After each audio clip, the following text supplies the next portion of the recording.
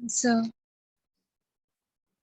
Very good. तो एक बार फिर हम रिपीट करते हैं बेटाओ, जिस तरह से हमने प्रूव कर लिया था फोटो इलेक्ट्रिक इफेक्ट के, ने एविडेंस भी दिया कि जो लाइट होती है, इलेक्ट्रोमैग्नेटिक रेडिएशन होते हैं, उनमें वेव करेक्टर के साथ साथ पार्टिकल करेक्टर भी मिलता है, दैट इज उनमें ड्यूल नेचर होती है।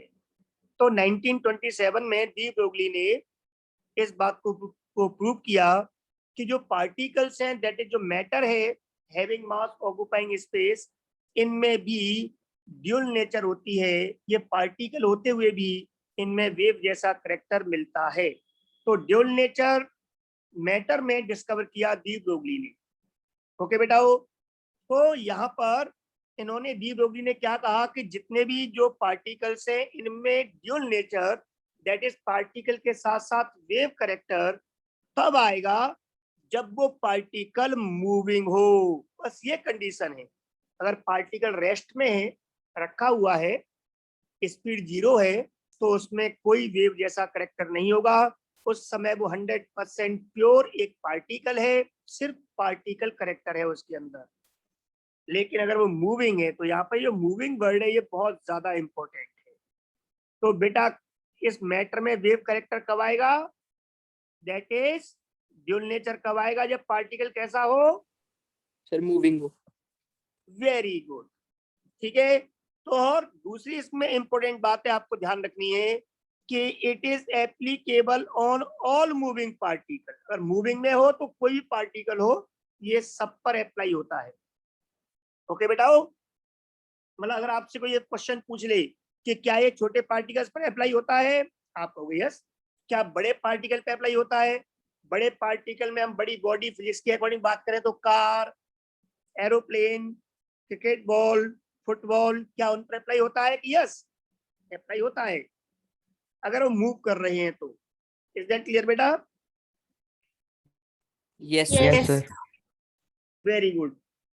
लेकिन हमें इन हैवी पार्टिकल्स में वेव की तरह से उनका मूवमेंट दिखाई नहीं देता। होता जरूर है उनमें वेव जैसा करेक्टर, पर हमें वो दिखाई नहीं देता। क्यों नहीं देता? इस बात को इसी प्रिंसिपल में आगे बताया गया। और क्या बताया वो देखो आप लोग। आगे इन्होंने अपनी बात को बढ़ाया बेटा, उन्होंने कहा कि वेव नेचर है तो इसकी वेव लेंथ भी होगी, और इन वेव को मैटर वेव बोल देते हैं। तो इन्होंने कहा इस प्रिंसिपल में the wave length of these matter waves, ये जो पार्टिकल है, जो मैटर है, उसकी जो वेव है, उसकी wavelength is inversely proportional, is inversely proportional to its momentum. इन्होंने अगला जो कहा मेन पार्ट प्रिंसिपल का, उसमें इन्होंने क्या कहा कि दैट इज वेवलेंथ जो होती है इन वेव्स की, जो मैटर की बनी होती है, दैट इज किसी पार्टिकल जिसमें मास होता है उसकी बनी होती है, तो उस समय उसकी जो वेवलेंथ होती है, वो वेवलेंथ क्या होती है बेटा, उस पार्टिकल के मोमेंटम के inversely proportional. Any problem? No sir.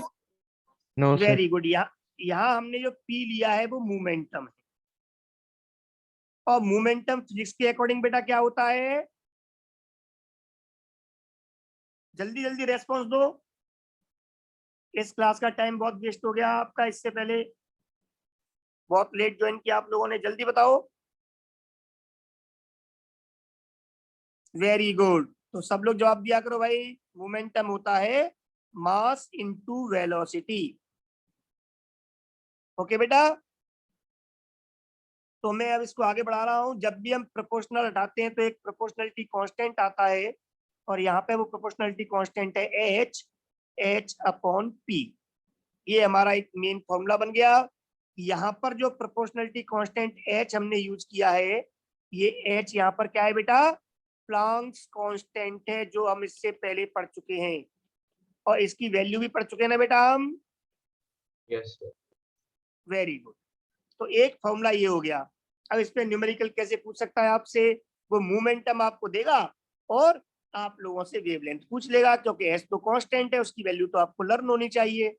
लेकिन अगर वो आपसे मोमेंटम नहीं दे रहा है क्वेश्चन में, तो वो आप लोगों को क्या दे सकता है, उस पार्टिकल का मास और उसकी वेलोसिटी, क्योंकि हम लोग जानते हैं momentum is equal to mass into velocity, है ना बेटा। यस तो अगर उसने मास और वेलोसिटी दिया हुआ है तो आप पहले मोमेंटम निकाल लो, बाद में पुट कर दो, चाहे आप इस फॉर्मूले में ही लिख दो lambda is equal to h upon m v, है ना बेटा। यस तो इससे क्लियर हो गया, इस फॉर्मूले से एक बार फिर हम चलते हैं वापस बैक। और इसमें आपका हो गया कि मास m के वेवलेंथ इनवर्सली प्रोपोर्शनल होती है, इसलिए जितने भी हैवी पार्टिकल्स होते हैं जिनका मास ज्यादा होता है, उनकी वेवलेंथ इतनी कम हो जाती है कि हम उसे अपनी नेकेड आई से ऑब्जर्व नहीं कर पाते, मतलब हम उस वेव नेचर को देख नहीं पाते हैं उसमें होते हुए भी। अब पिक्चर क्लियर होगी बेटा। यस तो एक सर? बार आप इस चीज को, हाँ जी बेटा, सर एच क्या है? एच प्लैंक कांस्टेंट है बेटा, एक साइंटिस्ट है प्लैंक, उन्होंने एक कांस्टेंट दिया था, और जब भी हम कोई प्रोपोर्शनल साइन हटाते हैं तो उसकी जगह पर एक कांस्टेंट आता है, यहाँ पर वो कांस्टेंट है, वो एच है, और इसकी वैल्यू होती है, मैं एक बार फिर लिख देता हूँ, 6.626 इंटू 10⁻⁻34 जूल सेकेंड। ये वैल्यू याद करनी पड़ती है, ओके बेटा।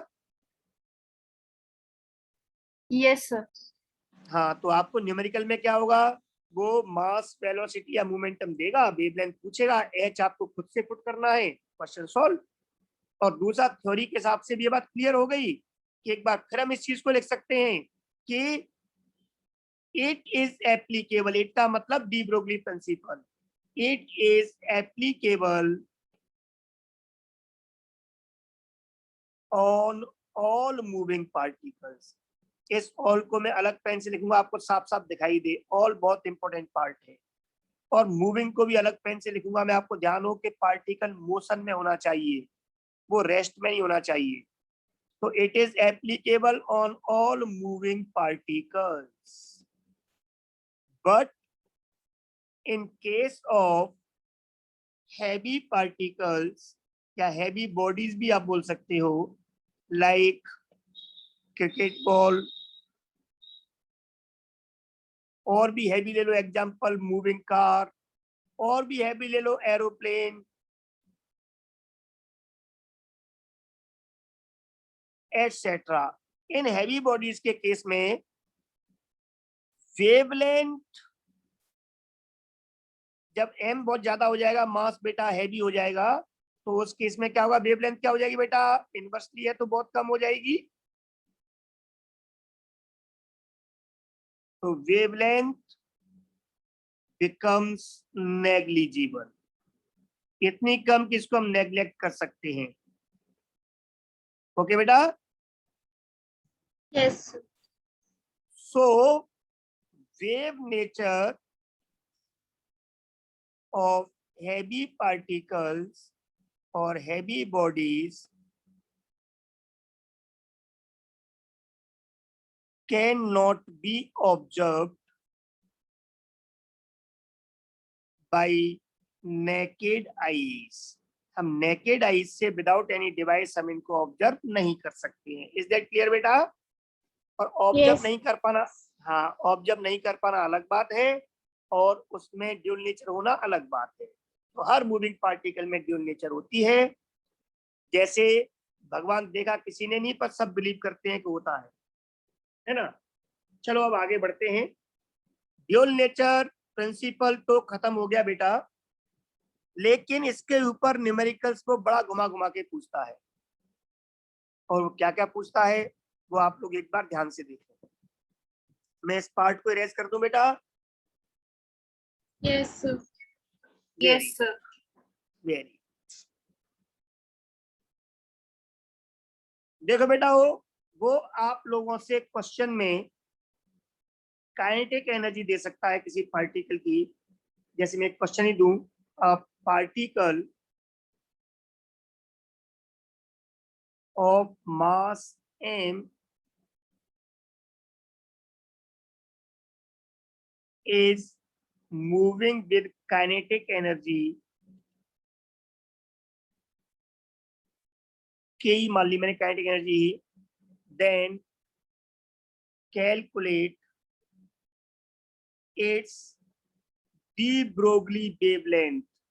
de Broglie wavelength का बोला, जो de Broglie ने इसको wavelength आपका वेव बनेगी इसकी, तो उसकी wavelength बताओ। इस पार्टिकल की वेव बनेगी, उसकी wavelength, that is matter wave को हम क्या बोल देते हैं, de Broglie wavelength। ओके बेटा, Yes, sir. आपको इस पार्टिकल की वेवलेंथ कैलकुलेट करनी है। मान लो ऐसा क्वेश्चन आ जाए, अब क्वेश्चन में ज्यादा से ज्यादा क्या होगा न्यूमेरिकल में, ये मास और इस काइनेटिक एनर्जी की वैल्यू पुट कर देगा बस। 200 ग्राम, 2 किलो, काइनेटिक एनर्जी में 2 जूल, 5 जूल, कुछ भी वैल्यू पुट कर देगा बस। हम फॉर्मूले के फॉर्म में पढ़ लेते हैं। तो अब ऐसे क्वेश्चन को सॉल्व कैसे करोगे आप? तो ऐसे क्वेश्चन में आप क्या करोगे बेटा, आपके दिमाग में आपको याद आ जाएगा कि आपको मोमेंटम चाहिए वेवलेंथ के लिए। de Broglie वेवलेंथ में क्या चाहिए होता है, मोमेंटम। और आपको दिया हुआ क्या है क्वेश्चन में, काइनेटिक एनर्जी। तो हम फिजिक्स का यूज करेंगे और वहां से काइनेटिक एनर्जी का फॉर्मूला पुट करेंगे और उसको चेंज करेंगे मोमेंटम में, और मोमेंटम की वैल्यू हम उसमें पुट कर देंगे de Broglie प्रिंसिपल में। बहुत सिंपल सी बात है। तो काइनेटिक एनर्जी बेटा कितनी होती है, हाफ mv²। पढ़ा हुआ है ना आप लोगों ने सबने? Yes very good. अब मैं इसमें क्या करूंगा, मोमेंटम निकालने के लिए, अब देखना ध्यान से, पहले मैं 2 का इधर ले आऊंगा तो ये क्या हो जाएगा, 2 into kinetic energy is equal to mv², है ना बेटा। अब मैं इसमें क्या कर रहा हूँ, किसी भी इक्वेशन में अगर आप दोनों तरफ सेम नंबर से मल्टीप्लाई कर दो या डिवाइड कर दो तो कोई फर्क नहीं पड़ता, आप जानते हो। तो मैं इसमें यहाँ पर भी मल्टीप्लाई कर रहा हूँ m का, और यहाँ भी मल्टीप्लाई कर रहा हूँ मैं m का। ऐसा करने से क्या होगा, ऐसा करने से ये होगा कि इधर तो ये हो जाएगा 2 into m into kinetic energy, और इधर हो जाएगा m²v²। और m²v² को मैं बोल सकता हूँ मोमेंटम का स्क्वायर p², क्योंकि हम लोग जानते हैं मोमेंटम क्या होता है बेटा, मोमेंटम होता है p is equal to mv। Very good. तो मैं m²v² को बोल सकता हूँ p²। ओके बेटा। तो अगर अब मैं दोनों साइड में, हाँ दोनों साइड में मैं अगर रूट ले लूं तो इधर हो जाएगा root of 2m into kinetic energy is equal to momentum. मुझे मोमेंटम की वैल्यू मिल गई, तो अब मैं de Broglie में इसको पुट कर दूंगा। So wavelength lambda is equal to h upon p हम लोग जानते हैं। बस हमें क्या करना है, h अपॉन p की जगह पर वैल्यू पुट कर देनी है, root 2 into mass into kinetic energy. तो अब आपके समझ में आ गया बेटा। अगर मुझे क्वेश्चन में न्यूमेरिकल में ये वैल्यू गिवन होती, क्या क्या गिवन होता, मुझे मास गिवन होता, काइनेटिक एनर्जी गिवन होती, तो मैं दोनों वैल्यू मास काइनेटिक एनर्जी पुट करता, एच मुझे याद होता, सिर्फ कैलकुलेशन बच जाती। वो हम 5वीं 6वीं क्लास तक पढ़ चुके होते हैं, मल्टीप्लाई डिवाइड करना, रूट निकालना, और आपको वेवलेंथ मिल जाती। इज दैट क्लियर बेटा? Yes yes sir. Very good. अब मान लो इसमें मैं आपको एक और क्वेश्चन दूं, मतलब क्वेश्चन के अकॉर्डिंग जो फॉर्मूले अभी अगर याद कर ले तो ये डेरिवेशन हमें एग्जाम टाइम पर नहीं करना पड़ेगा और हमारा टाइम बच जाएगा। जैसे ये क्वेश्चन आएगा हम डायरेक्ट ये फॉर्मूला लिखेंगे, वैल्यू पुट करेंगे और आंसर बता देंगे। तो ये सारी प्रैक्टिस हम इसलिए करते हैं कि हमें एग्जाम टाइम पर हमारा टाइम बच सके और टॉपिक में कॉन्फिडेंस डेवलप हो सके। ओके बेटा जी, यस वेरी गुड। अब इसके आगे मैं एक और क्वेश्चन आपके सामने दूं, देखो यहीं पर मैं आपसे कहता हूं, if a charged particle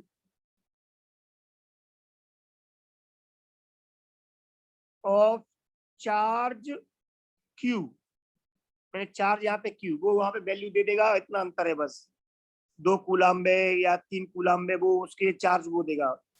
if a charge particle of charge Q is accelerated by a potential difference V volt, then find its wavelength। तो आपको इसकी वेवलेंथ बतानी है। तो पार्टी, अब आपको याद करो, इस क्वेश्चन को सॉल्व करने में आपको याद आ जाएगा। मेरे बेटा जी, अभी हमने फोटो इलेक्ट्रिक इक्वेशन में पढ़ा कि जब भी हम किसी क्यू चार्ज के पार्टिकल को V वोल्ट के पोटेंशियल डिफरेंस में रखते हैं तो उसमें एक स्पीड बढ़ती है, एक एक्सीलरेशन आ जाता है, और उसकी वजह से जो वर्क होता है वो काइनेटिक एनर्जी में कन्वर्ट हो जाता है।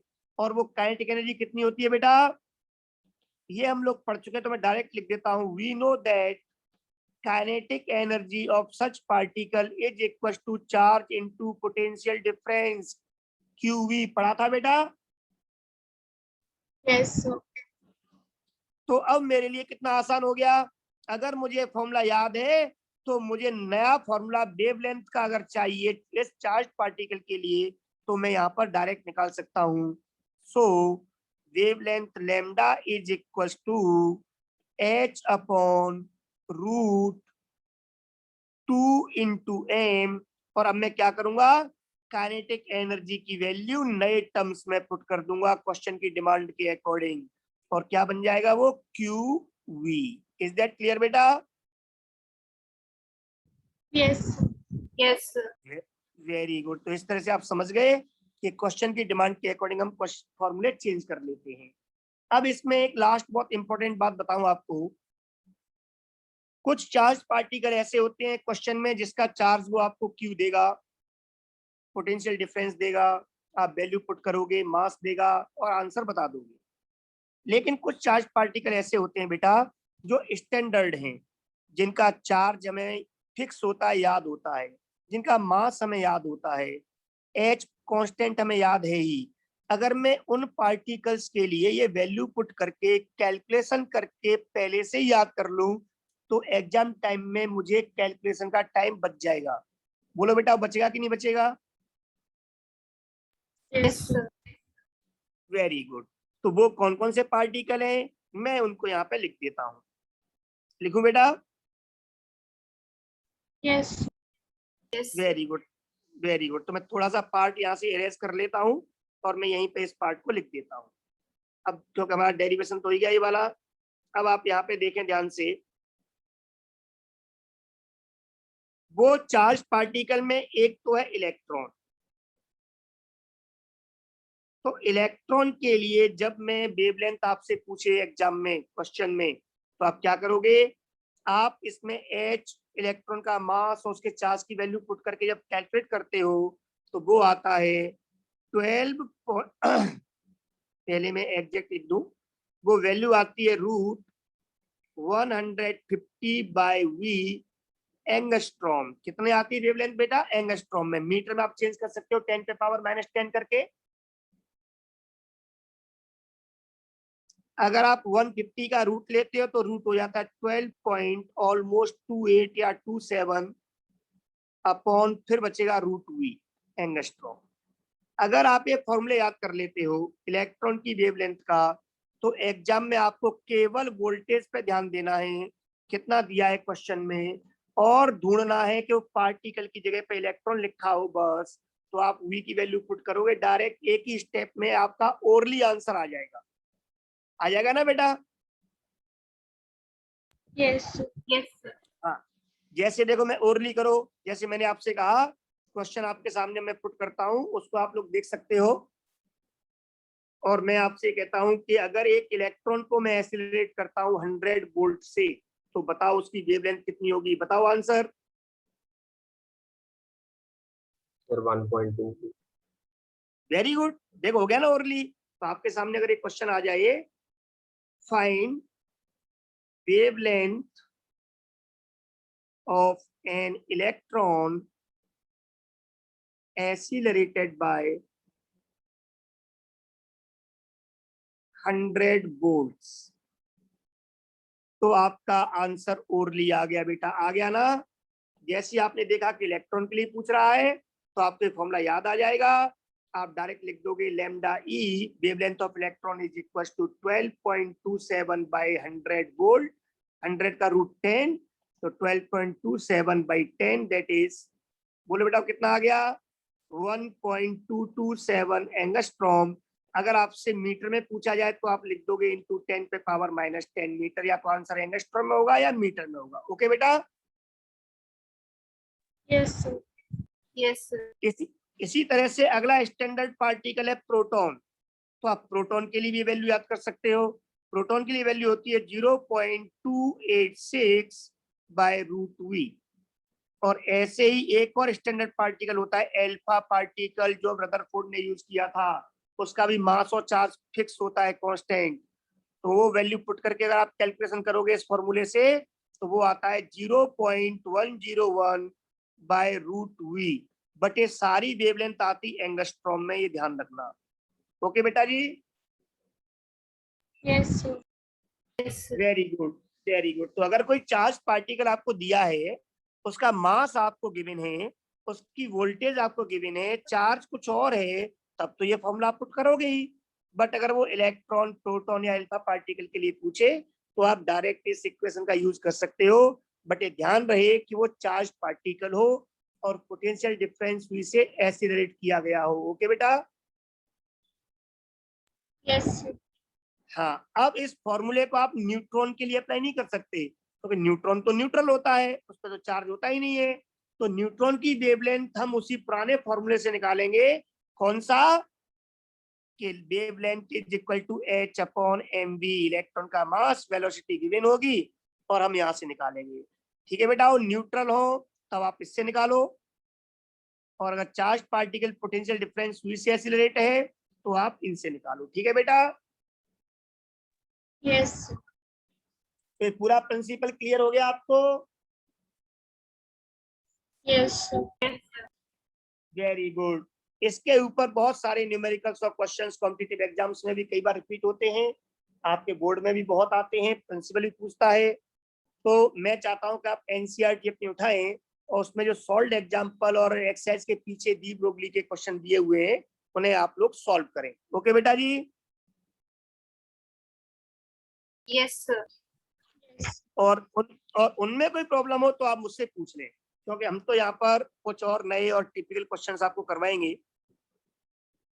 तो इतना पार्ट क्लियर हो गया आप लोगों को? Yes, sir.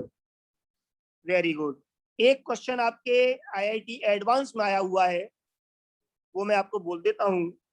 उन्होंने पूछा था कि अगर हम प्रोटॉन को और अल्फा पार्टिकल को सेम पोटेंशियल डिफरेंस से एक्सीलरेट करें, तो बताओ रेशियो क्या होगा? तो बहुत सिंपल क्वेश्चन है बेटा।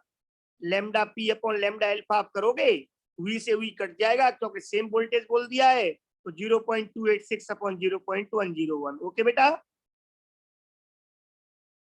Yes. वेरी गुड बेटा। तो Sir, आप, sir. हाँ कुछ बेटा, समझ में नहीं आया, ये बार रिपीट कर दो। चलो कोई नहीं, मैं अगले आप लिंक पे सेम पे आ जाओ, मैं क्वेश्चंस उसमें कुछ क्वेश्चंस करवा देता हूँ। ठीक है बेटा, Yes, sir.